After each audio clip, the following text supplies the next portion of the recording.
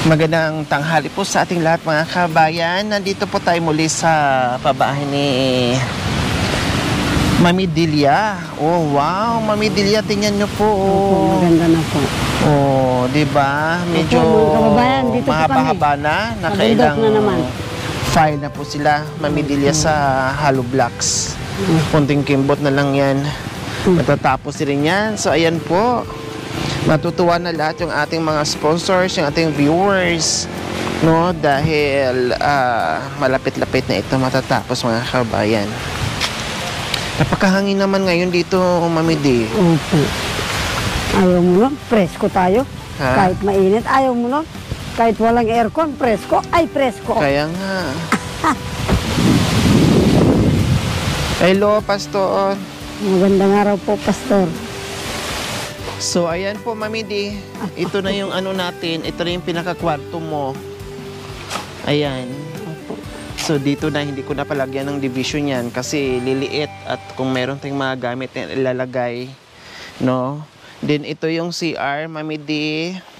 Opo, pero Dito kahit sa po, labas yung ano yung butas niya, pero dito tayo magpipintuan Opo. para hindi to mabawasan yung space. Ah. Ito po yung terrace nyo, Mami D.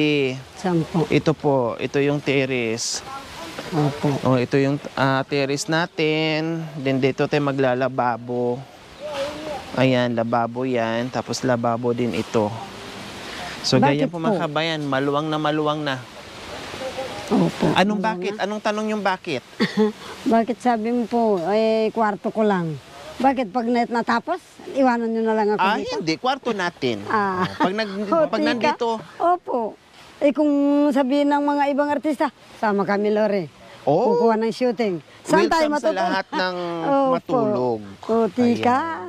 So, ayan, ang laki ng space po. Malaking malaki, no? Kumpara lang Opo. kay Mami D o kay tatay, napakalaki po sa kanila yan. Tapos dito na ako magpipintuan po mga kabayan. So, ayan. Hirapan din ng buhangin, pahirapan din ng paghakot ng buhangin, panghakot ng tubig. Yan po. Pero at least nakaporma na po. Yan na. Akala ko maliit na maliit lang po. Ngayon pala, meron din palang pagkaluwag yung mga kwarto. Saka sementado. Matibay ang pagkalagay. Kaya maraming salamat sa mahal. Kayong mga sponsor po, maraming salamat po. At saka huwag pong kalimutan kayong mga kababayan na mag-subscribe po kay Madam Lori Aquino po. Subscribe po. Yan po. Kasi yun ay lumigaya po ako na nagkaroon ako ng anak na isang katulad niya. Yan po. Maraming salamat. Nagkabahay ako. Yun po. At sana po, inihingi ko rin po sa taas. Sana maakay namin sila Kuya Vic Soto dito. Titingnan nila itong bahay na tinulong sa akin ng mga sponsor po. Yun po. Ang GMA, makapunta po dito. Yan po. GMA, dadalawin niyo po kami dito pag natapos po ang bahay. Hintayin ko po kayo para makapahinga, makatulog. Yan po.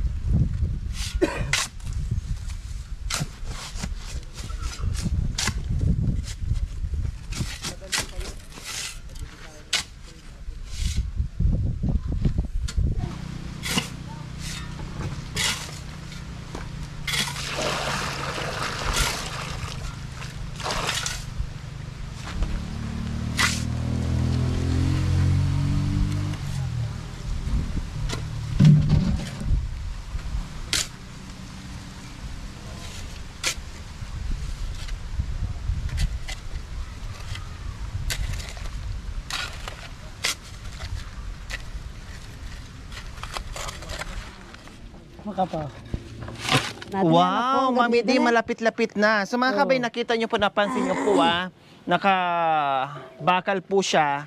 Then magbubuhos pa kami dyan mga kabayan. No? Pero yung bakal mga kabayan, inano po ito ha. May buhos yan, tapos may bakal na nakasalpak. Katulad nito mga kabayan, pakita ko po. Ayan, halimbawa, ganire, no? Binutasan nila para masalpakan nila. Ayan po, oh. Ayan. Yan po yung ginagawa nila.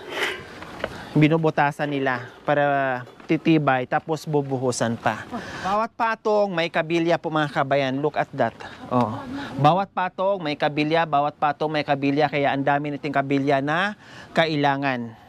No? Kasi yung iba, parang walang gaanong kabilya ito. Bukod doon sa patayo, meron pang paganyan, pahiga. So ito yon.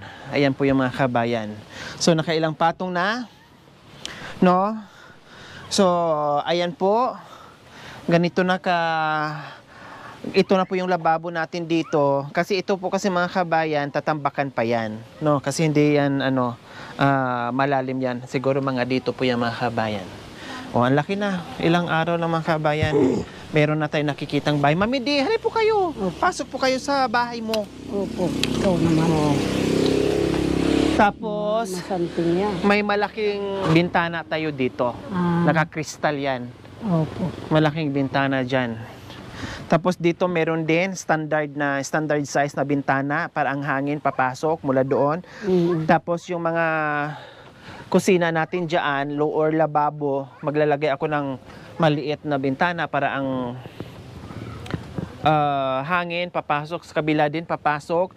So dito yung CR, ganun din, maglalagay din tayo ng ganyan din, no? Para may papasukan. Yung hangin, hindi siya iinit, hindi rin kukulob.